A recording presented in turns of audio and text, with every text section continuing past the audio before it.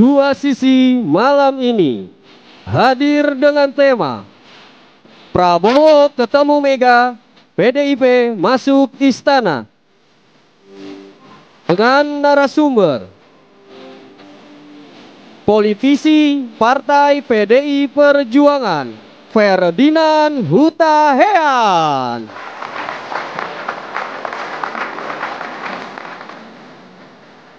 Ketua Dewan Pembina Relawan Muda Prabowo Gibran, Khalid Zabidi.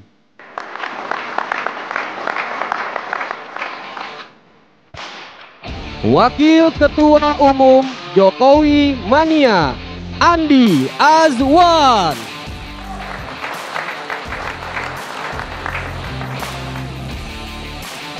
Pengamat politik Universitas Nasional, Selamat Ginting.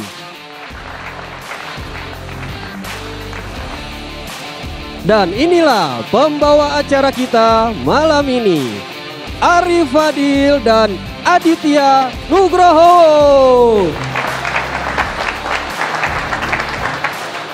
Assalamualaikum warahmatullahi wabarakatuh. Anda menyaksikan program yang menampilkan pro dan kontra secara terbuka, dua sisi, bersama dua host kesayangan kita, Anda, Aditya Nugroho dan Arif Fadil. Siap. Nah, setelah lama nih, Vi, ya, hanya jadi wacana, akhirnya pertemuan antara Presiden RI Prabowo Subianto dan Ketua Umum PDI Perjuangan Megawati Soekarno Putri akhirnya terrealisasi di kediaman Ibu Megawati di Jalan Teguh Umar. Tapi yang jadi pertanyaan kok, pertemuan ini kesannya dilakukan secara mendadak, tertutup, diam-diam, tidak dibuka ke media. Kan kalau pertemuan sebelumnya ada politik nasi goreng, wah media bisa meliput, mewah liputannya. Ada konferensi pers juga pada wartawan. Ya. Oke, tapi memang ini sudah ini ya kan durasi pertemuannya katanya berapa? 1,5 jam ya. 1,5 jam. Nah, jadi 1,5 jam itu kan kalau ditus angka kan 1,5, bener ya? Iya kan? Jadi presiden itu kan RI 1 ketemu sama presiden ke-5 ya, cocok dong. Ini cocok logi nih, namanya cocok logi nih. Tapi pertanyaannya begini, kok pertemuannya ini di Teguh Umar? Kita ingat kan ya waktu Lebaran kemarin, Pak Susilo Bambang Yudhoyono datang loh ke istana. Betul. Iya kan? Betul. Pak Yusuf Kalla datang loh ke istana. Kok di Teguh Umar sih? Tapi kalau positifnya, Pi, ini kan ya memang unggah-ungguh Pak Prabowo aja yang muda mendatangi senior, apalagi dalam rangka Idul Fitri. Tapi yang jadi pertanyaan yang betul tadi yang Rivi bilang, ketemu Pak SBY udah, ketemu Ibu Megawati udah, kok ketemu Pak Jokowi belum loh, Pi? Itu dia ya, ini menjadi tanda tanya juga. Jangan-jangan memang ada sesuatu begitu ya. Jangan-jangan juga pembicaraan tidak hanya berbicara soal isu global, tidak hanya berbicara soal permasalahan kebangsaan. Jangan-jangan ada bagi-bagi yang tempat kalian pada dudukin tuh kursi. Langsung aja lah kita bahas, nih. Nanti kita opini kita makin kemana-mana. Langsung aja, Bang Ferdinand, saya undang untuk membahas dari politisi. Saya juga mengundang kalau gitu, Andi Azwan, Waketum Jokowi Mania. Halo Bang, selamat malam. Apa kabar? Selamat malam, Bang. Maaf lahir batin juga nih ya. Mohon maaf lahir batin ya. Oke. Saya ingin langsung nih, Boleh. Silakan. Bukan ke Andi Azwan, tapi saya ingin ke Ferdinand Huta Heian. Boleh. Anda jangan lagi bicara malam ini ya, bicara soal pertemuan masalah isu global lah, masalah kebangsaan lah, itu sudah selesai. Aryo Seno Bagaskoro sudah mengatakan, Ahmad Muzani sudah mengatakan itu. Adakah transaksional dalam pertemuan tersebut?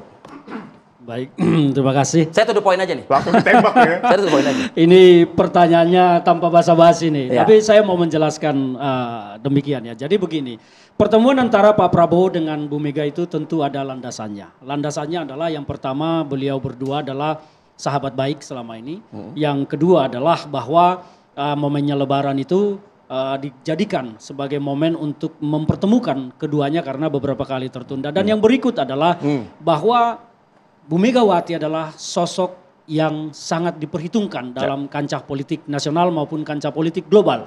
Bu Megawati ini adalah seorang politisi terkuat saat ini di Republik Indonesia. Bahkan salah satu politisi wanita terkuat di dunia. Bu Megawati punya pengalaman panjang menyiapkan bagaimana negara kita menjadi siap. Disiapkan landasannya pasca reformasi sehingga Pak Susilo Bambang Yudhoyono bisa melaksanakan pembangunan Indonesia dengan baik. Karena semuanya dipersiapkan oleh Bu Megawati pada saat kita sedang tidak baik-baik saja. Nah tentu pengalaman ini dipandang sangat-sangat penting oleh Pak Prabowo. Nah sebagai sahabat, sebagai teman, mungkin sebagai kakak karena manggilnya juga Mbak. Jadi Pak Prabowo melihat bahwa mungkin dibutuhkan diskusi dengan Bu Mega. Maka kalau pertanyaannya soal bagi-bagi, saya tidak bisa menjawab apakah ada bagi-bagi atau permintaan kursi. Tapi yang pasti bahwa statement yang telah kita baca semua dan kita dengar semua, Bu Mega mempersilahkan Pak Prabowo menggunakan instrumen yang dimiliki oleh PDIP untuk mendukung pemerintahannya. Karena Bu Mega juga ingin pemerintahan Pak Prabowo sukses. Misalnya pernyataan Anda seperti itu, berarti Pak Prabowo berarti sudah menyiapkan kursi dong berarti. Soal menyiapkan kursi tidak ada yang bisa berkomentar kecuali Pak Prabowo sendiri saat ini. Tapi yang pasti bagi PDI Perjuangan, apabila Pak Prabowo meminta PDI Perjuangan untuk mendukung beliau, tentu sudah siap beliau begitu. PDI Perjuangan akan selalu menyatakan mendukung dan siap mendukung Pak Prabowo. Apakah itu di mana posisinya kan ini tergantung Pak Prabowo. Tetapi yang kita pegang adalah bahwa Bu Mega menyatakan ingin pemerintahan ini sukses. Tentu kalau pemerintahan ini sukses, kalau misalnya tanda kutip Pak Prabowo minta kadernya untuk membantu beliau, ya tentu Bu Mega pasti akan membantu. Tapi sekali lagi Bang Ferdinand, pertanyaan saya kemudian adalah begini. Kalau kita bicara etika sopan santun gitu ya Bang Slamet ya. Nah etika sopan santun ini artinya begini. Kenapa sebelum berangkat ke Timur Tengah, 5 negara di Timur Tengah ini, nggak disempatkan dulu mampir ke Solo? Justru malah menyempatkannya malam-malam ke Teguh Umar. Nah ini menjadi tanda tanya ini. Gitu. Jadi begini, ini kan soal urgensi kepentingan. Kita melihat bahwa kondisi nasional kita saat ini sedang tidak baik-baik akibat geopolitik internasional. Global tadi, kan? Kancah global ya. Jadi tentu Pak Prabowo ingin mendengar pendapat dari semua pihak yang beliau anggap patut untuk didengar. Dan Bu Mega adalah salah satu yang dianggap oleh Pak Prabowo itu patut untuk didengar. Untuk masukan. Jadi Pak Prabowo ini kan perlu mengumpulkan banyak informasi. Bagaimana cara melewati badai yang sedang terjadi. Maka Bu Mega adalah salah satu sosok yang dianggap penting oleh Pak Prabowo Subianto. Maka ditemuilah. Kalau pertanyaannya ke Solo ya kita kan melihat selama ini kan sudah sering juga ke Solo. Jadi ini masa Pak ke Solo yang terus ngajak ketemuan Ibu Mega? Soal ngajak-mengajak tentu dua-duanya berkeinginan berketemu ya. Jadi kita tidak mau menyampaikan bahwa ini keinginan Pak Prabowo atau ini keinginan, tetapi keinginan kedua belah pihak untuk bertemu dan ini kan gayung bersambut. Akhirnya terjadilah pertemuan. Jadi kalau soal tadi kenapa nggak ke Solo dulu? Ya ngapain sih bolak-balik ke Solo, nggak ada perubahan juga. Kan begitu. Karena Pak Prabowo kan ingin ada perubahan bagi negara, maka tentu ada atau Anda katakan aja malam ini hubungan mereka sedang tidak baik-baik saja misalnya begitu. Saya tidak mau menyatakan apakah hubungan Pak Prabowo dan Pak Jokowi tidak baik-baik ya. Tetapi bagi saya saat ini mungkin ya dari Ibu Megawati paling penting informasinya didapat oleh Pak Prabowo untuk kebaikan bangsa. Kira-kira begitu. Bang Andi nih, Bang Andi kayaknya udah gatel banget pengen menjawab. Nah, Bang kalau dilihat kenapa kok ketemunya Ibu Megawati? Sampai saat ini ya, tadi Megawati sudah, SBY sudah, tapi kok belum ketemu sama Pak Jokowi? Hidup Jokowi itu kan slogan yang itu slogan yang dilulukan sama Pak Prabowo. Ini baru kali ini saya mendengar Bung Ferdinand nih ngomongnya mantap kali. Mantap kali ya.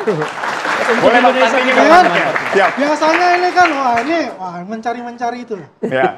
Jadi begini, kalau kita melihat ya, Pak Jokowi dan Pak Prabowo udah bertemu waktu bukber, buka bersama. Kemudian open house Pak SBY dan JK. Ya. Dan sekarang adalah dengan Ibu Mega. Beliau datang itu tanggal 6 kalau nggak salah itu dengan jurnalis kan ya. Termasuk TV One juga gitu kan. Terus terbang ke Malaysia ya. Besoknya acara di Majalengka. Pas pulang tuh malam-malam tuh kan bawa itu yang namanya parcel, sayur mayur dan tomat yang luar biasa. Kemana? Ke Teguh Umar. Teguh Umar, kan begitu ya kan. Ini luar biasa menurut saya, Pak Prabowo tahu nih apa yang disukai oleh Ibu Mega.